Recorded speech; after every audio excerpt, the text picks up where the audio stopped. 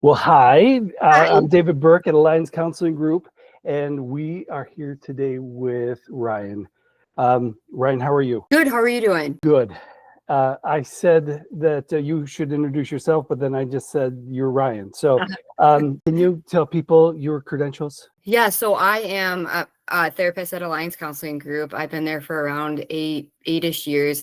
I have an LMSW, and I have been a therapist in general for about 25 years, working in multiple different types of therapy, and including like trauma and just all kinds of different stuff throughout that career. And though there are not many Ryans at Alliance Counseling Group, you are the Ryan Meyers. Yeah. So in this context, I want to ask just a little bit about the kind of work you do and what it's like when the door closes behind you and you are sitting across from a client, like what that is like and what might be, who's a great fit for you. So those are kind of where my questions are going to go today. Okay. So my first question is, who is an ideal client? You certainly have all kinds of clients and sit across from lots of different kind of people, but who sort of fills your heart, and when you get to sit across from them, like that's a life-giving, energizing kind of conversation. So I would say that some of my favorite people to work with would be women and teens, and kind of I describe them as like the high flyers. Like they are excited to be there. They're choosing to come and work on different things. They want their life to get better. They want to reach their goals, kind of choosing courage, choosing healing, and they're willing to work hard for it, And so I would say that it's really fun to work with people who are motivated, and they're kind of willing to put like that energy and that effort into reaching their goals and being successful. Great. How do you describe, like that's the who, and then what's the what? Like how do you describe the work that you do? So I would say that, when someone comes in for an appointment, trying to create like a space that feels safe, that feels like an area where they can, be open and be vulnerable. I would say that we create goals that kind of help people navigate their successes. So like when you're creating different goals, I really try to help people work on coping skills and boundaries and strategies, so that it's not just focusing on the destination, but they're able to figure out, even in the journey of working through the hard, they're able to figure out how to enjoy that process, because a lot of times in life, right, things are going to be hard, things are going to be difficult, but if you can figure out how to be resilient and have that grit factor to work through the hard, that's when all the pieces kind of align and fall into place. It doesn't make life feel, robotic, like, okay, I'm just checking the boxes in these goals. It allows people to actually take in and feel the wins of that. Love it. Like I'm there. As you're saying that, I was thinking about how in college somebody told me, well, they characterized my participation in college as never letting my studies get in the way of my education. Yeah. And I think that made me sound dumb though. And what you were describing there, the journey, the being able to take the win because of the process. Yes. That sounds like such excellent energy. Yeah. Maybe you answered a little bit, but I really wanted to. I had this question in my head, and maybe you already answered it. But like, how do you see growth happen with these clients? So I would say it kind of happens in lots of different ways, right? So maybe a good way to describe that question would be like giving some examples, so let's just say you have a kid come in who has like really, really intense like test anxiety, but they're a high performer, they're all A student, but they're stressed all the time about it, right? So on test days, they're, throwing up in the parking lot on the way to school, different things like that. So we work on coping skills so that they can get to a point where they can sit and take a test and feel calm and be like, yeah, I knew those answers. I felt prepared. I felt confident. I felt like I could make it happen. I've seen kids where like they would get really stressed about a geometry exam. And then, we're working a couple years later and they pass the MCATs for med school. And we're able to do that with like minimal stress, like felt confident walking into it, all of the different things.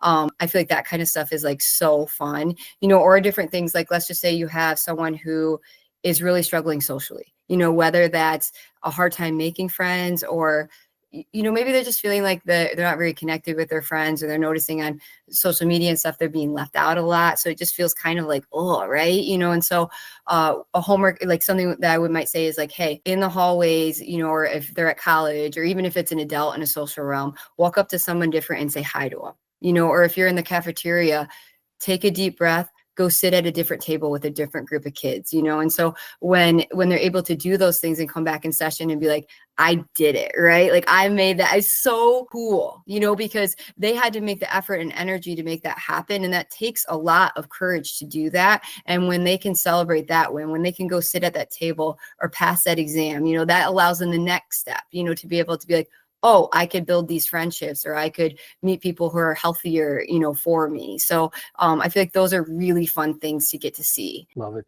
Tell me more about some of the high flying moms that you like. Who's a high flying mom, and what's the kind of some of the work that you do with them? So in the parenting category, that's like kind of a fun one. So I would describe some of the high flying moms. Actually, kind of falls into a category as like almost like some of them struggle with what I would call like perfectionism, so they really want to be intentional and present with their kids, and they really want to see success, right? But sometimes that creates like a lot of like anxiety, like what if my kid doesn't, do well on a test? What if my kid isn't going to make friends at school?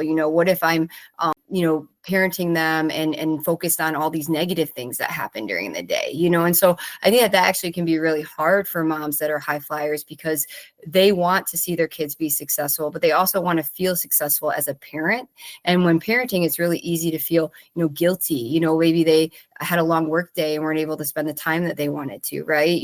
Or maybe they feel guilty in opposite directions, like, oh, they were, at home and had to miss something, in those directions.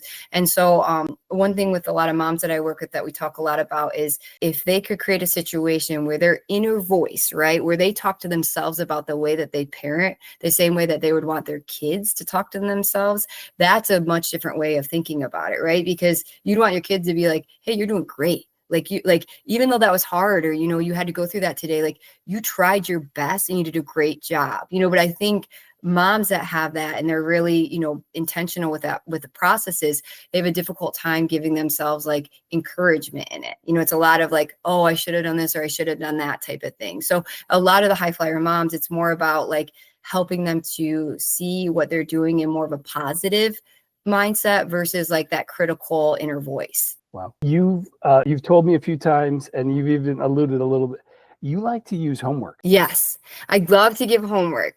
So I always tell people that I work with, I say like, you have freedom, you can veto it. It's not like, you're in college or anything like that. But I'm a firm believer, like if someone's working in therapy and we're talking about hard topics, number one, I don't ever want someone to leave my office sitting in the hard, right? I want them to feel like they're not stuck, that they're going to have that growth mindset, that even though things are hard, they're working towards something and there's progress in movement, because everybody does better when they feel like there's some sort of movement in something. And so when we talk about different things, I'll give assignments and I'll say, hey, let's try this, right? So it's kind of applying their different things that they're working on, applying it in their day-to-day. Because I think that if they don't apply it and apply these changes, a lot of people can develop goals, but the hardest part in the goals is actually then taking the steps towards the goals. And so the homework assignments kind of allow that process of like, hey, they're going to take a, healthy, risks and say, all right, I'm going to, like I said, like go sit at that lunch table, or I'm going to,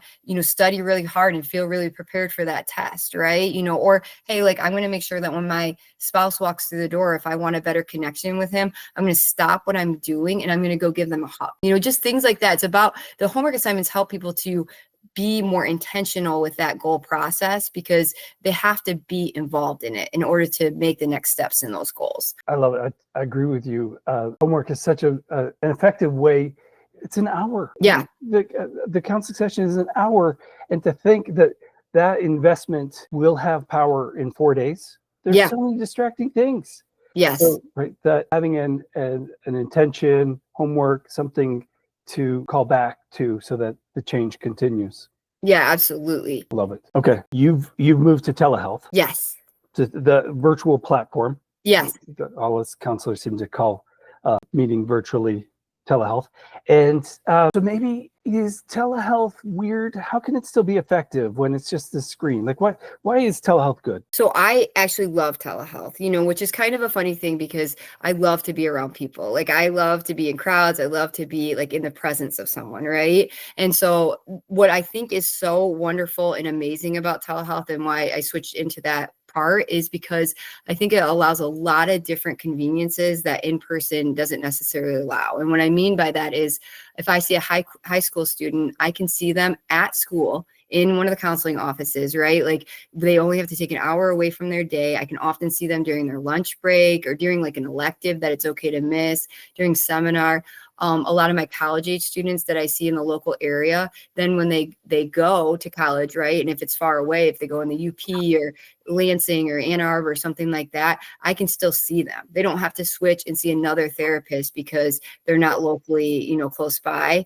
It also allows a lot of access to like moms who have young kids. You don't have to like get a daycare, do that, have a babysitter come, and it also saves a lot of time. Like you're not driving to an office and then coming back. So like even that piece is really nice. I also really like the idea of like, especially working with women in kind of that high flyer realm, where they want to have that perfectionism and all of those different things.